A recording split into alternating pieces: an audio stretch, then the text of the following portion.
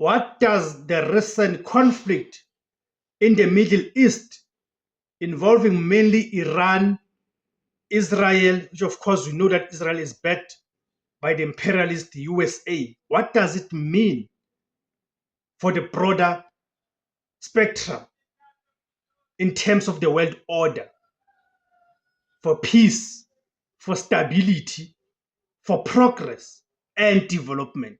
Let's go through it and understand what does it mean. And as we know that the Iran supreme leader has been killed by the USA-Israel alliance.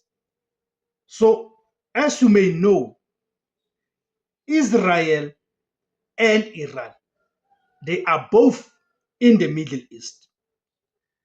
The Middle East is a group of countries